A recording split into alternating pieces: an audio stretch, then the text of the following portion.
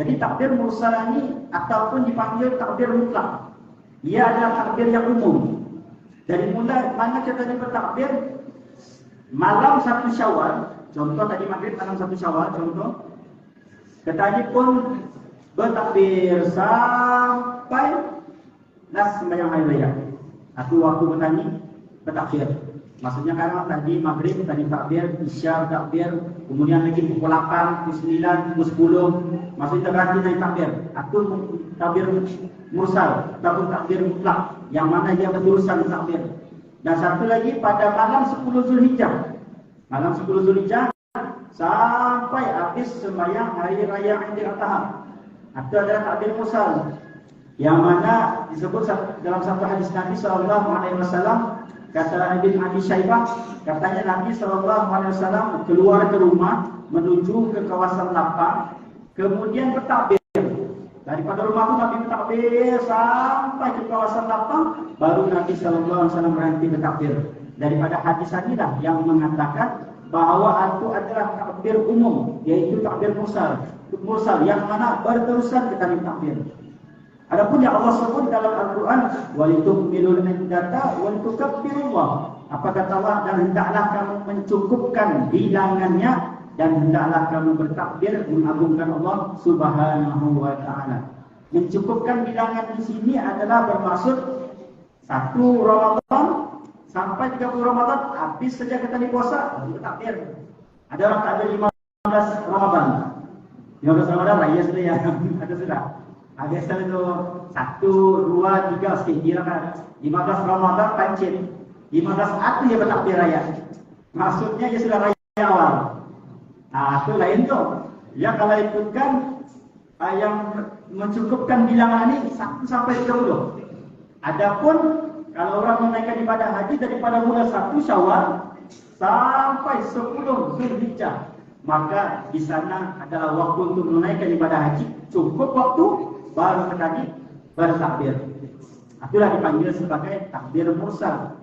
Adapun takbir muqayyad, adalah takbir yang terkait dengan waktu. Bila mulanya pada 9 Zulhijjah sampai 13 Zulhijjah. Sebenarnya kita ini mulai takbir bukan pada 10 Zulhijjah. Kita ini mulai takbir pada 9 Wasallam pada hari Arafah selepas sembahyang subuh Nabi bertakbir. Nabi bertakbir sehingga Nabi menghentikan pada akhir hari Tasyrik. Bermaksud 9 Zulhijjah hari Arafah waktu subuh tu kita sudah bertakbir sepatutnya. Tapi bukan takbir mursal. Kita ini takbir muqayyad. Subuh 9 Zulhijjah bertakbir. Zuhur bertakbir. Asar takbir, 3 tu takbir. Lepas sembahyang takbir 9 Zulhijjah. Apabila masuk waktu maghrib, kata ini kalender Hijriah bertukar pada waktu maghrib. Adapun kalender Miladiyah, iaitu kalender orang putih, tukar pukul 12. Ini sama. Jadi bila masuk saja waktu maghrib, bertukarlah menjadi 10 Zulhijjah. Jadi setiap 10 Zulhijjah itulah kata ini bertakbir, tapi bukan takbir muqayyad, takbir mursal. Bila lasnya sampai habis sembahyang hari raya Idul Adha. Lepas sembahyang hari raya Idul Adha, waktu zuhur berbalik semula takbir muqayyad, takbir yang terkait dengan waktu. Macam tadi lepas sembahyang tadi bertakbir, itu dipanggil takbir muqayyad. Maksudnya habis sekarang sembahyang isya lagi bertakbir lagi. Esok nas kita bertakbir adalah pada sembahyang asar esok 13 Zulhijjah. Itu dipanggil sebagai takbir yang terkait pada sesuatu sembahyang sahaja. Cuma di sini poinnya bukan pada takbir muqayyad ataupun takbir mursal. Poinnya di sini kita bertakbir ke tidak? Itu yang masalahnya. Bayangkan umur sudah 60 tahun sekalipun dah pernah takbir raya. Nuhun ke mana? Bayangkan kita bertakbir, masih ada kesempatan. Nih kalau kita ini sudah balik kan kita sembahyang zuhur, contohlah sembahyang zuhur cuma bertakbir 60 tahun sekali pun pernah bertakbir itu kan rugi. Bayangkan kita, lafaz takbir ini adalah satu lafaz yang ringkas dan paling mudah. Disebut dalam mana kitab fiqh, antara kitab fiqh yang ada menyebut adalah kitab Al-Fiqh Al-Manhaji karangan 3 doktor, Dr. Mustafa Al-Qin, Dr. Mustafa Al-Bughaq, kemudian Ali Asy-Syabaji. Ia ada menerangkan terbuka jilid yang pertama dalam bab solat sunat Id, iaitu solat sunat Aidilfitri, bukanlah dalam bahagian lafaz takbir. Kalau ada silapku muka surat 269 barang kanan barang atas. Itu adalah dia punya bahagian. Kita boleh cari. InsyaAllah ada, kalau salah pun kita boleh tahu. Lafaz takbirnya ringkas saja. Allahu Akbar, Allahu Akbar, Allahu Akbar. La ilaha illallah, Allahu Akbar, Allahu Akbar, wa lillahil hamd. Cukup. Sini sana saja. Habis. Ulama usul, ulama tambah lagi banyak-banyak supaya apa, banyak-banyak nanti, supaya banyaklah petani menyebut nama Allah. Bila banyak menyebut nama Allah, banyaklah pahala petani. Bila lagi kita menyebut nama Allah, anilah keluar dari binabun. Ani dibagi mikrofon bermulak. Jadi mikrofon, walillahil hamd. Lalu aja. Lalu kesalahan bawah kain punya. Bayar mikrofon lah. Anak-anak lalu ambil terus.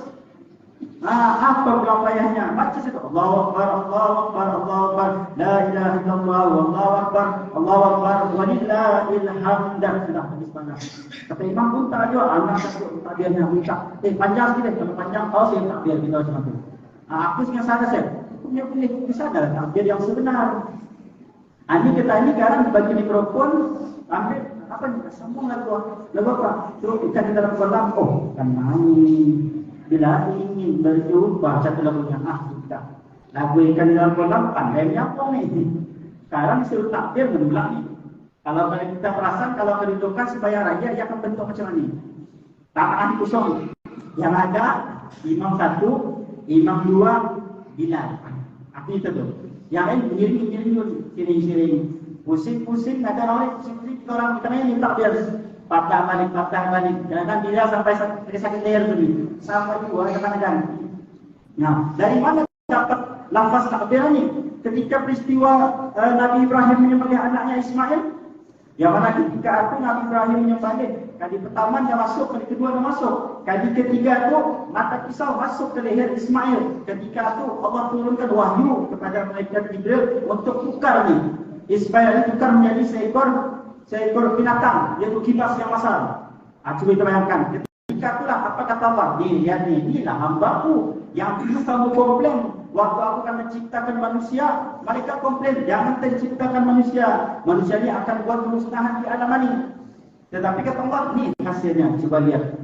Malaikat Jibril kagum. Kata malaikat Jibril, Allahu Akbar, Allahu Akbar, Allahu Akbar. Disambung oleh Nabi Ibrahim AS. La ilaha illallah, Allahu Akbar. Disambung oleh Nabi Ismail AS. Allahu Akbar, walillahil hamd. Ini sejarahnya. Boleh diambil. Dia bersama dengan lafaz takbir azan bersama. Tapi tadi yang berhormat azan beritakan. Macam-macam. Kalau aku hakim tu bersama harus deh. Sekali azan tu terima kita orang lain. Peserta ada 10. YB azan, kata aku yang lain dibayar tak satu sudah ni. 1, 2, 3 tapau habis. Mana azan tu boleh tahan lah. Motivasinya pada ni. Seriusnya ni. Lafaz azan dia bersama dengan takbir air raya. Kalau takbir air raya ada ringkas. Tapi kalau takbir azan ada ringkas. Sebab apa? Wahyu diturun aku yang memang macam-macam banyaknya. Allah bagi mimpi kepada Abdullah bin Zaid. Abdullah bin Zaid asal. Boleh lihat. Akan stop, kemudian lagi panggil lagi. Boleh tak? Entah. Cara kita panggil lagi sekali. Sayang kita masih baru ni. Yang uniknya masih kita tahu di mana uniknya. Tapi aku butuh sama Ustaz ini. Yang uniknya pada paipnya. Paip wudu. Wudu tadi kan, itu yang unik. Jarang jumpa paip macam itu. Aku jumpa sama Ustaz ini. Lain apa yang kata Ustaz ini. Kalau hari ini bukan tiada sah sudah ni. Ni paip, dapat sepakat masuk paip, masuk atas, macam mana ni? Sekarang orang ramai kan butuh sana berbaris kita lihat paip. Kita lihat unik. Memang kita paip di sana. Ini ni. Jadi kata orang di sini, alang-alang lah, kata orang sudah masjid baru, jangan kita akan dapat ramai-ramai mengimarahkan masjid tadi, kata ramai-ramai. Jadi berbalik kepada tadi, Allah bagi mimpi kepada Abdullah bin Zaid ini tentang lafaz azan.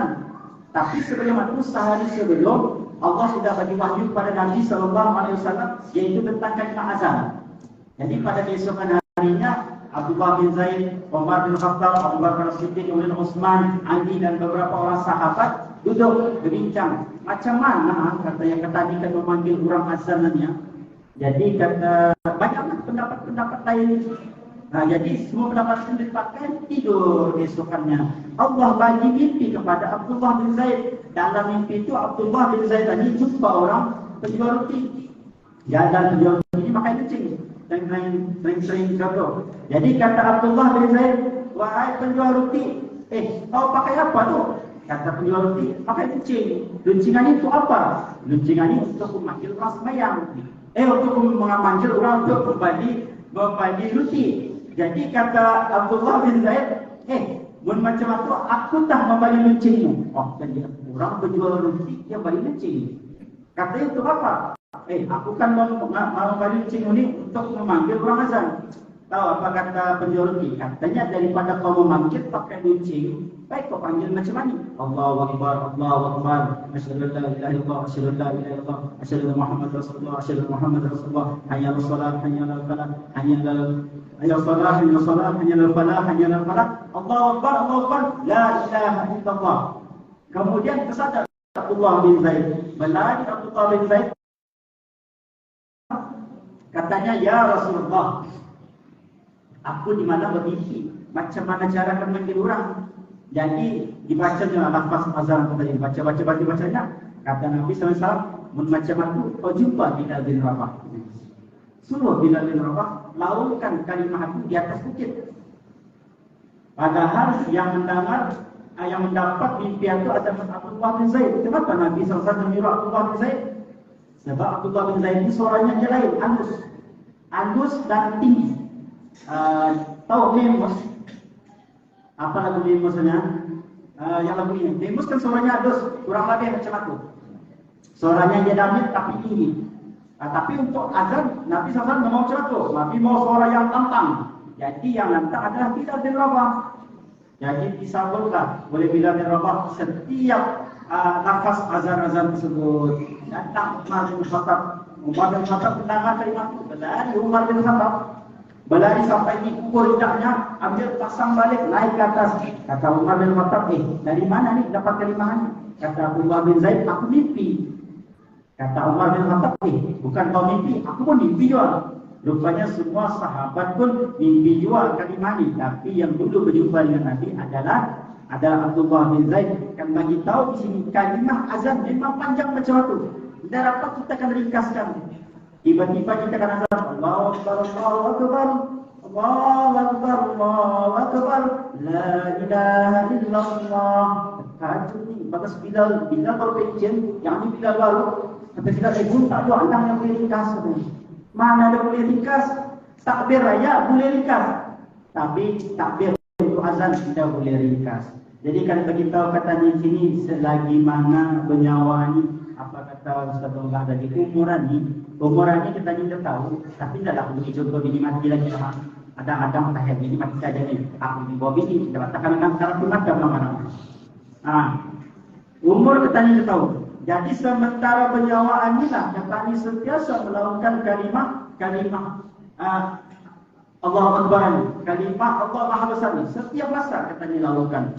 Inilah yang terdapat pada Hari Raya Kurban, yang mana Allah mengagungkan Nabi Ibrahim AS. Bahkan apa kata Allah? Wattakhazallahu Ibrahim khalila. Dan Allah menjadikan Ibrahim sebagai kesayanganku, yaitu Khalilullah. Kenapa Allah angkat Nabi Ibrahim ini menjadi Khalilullah? Karena Nabi Ibrahim ini adalah orang yang benar-benar taat dengan perintah Allah Subhanahu wa taala. Tidak taat di mana juga, bayangkan kita disuruh tinggalkan ayahnya itu kafir, tinggalkan, mati ayah dalam keadaan kafir. Allah perintah lagi,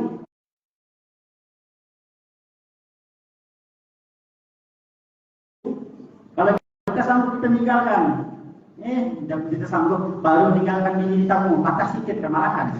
Belum patah kita ni bang. Minta lagi macam-macam asal. Sorry, sorry.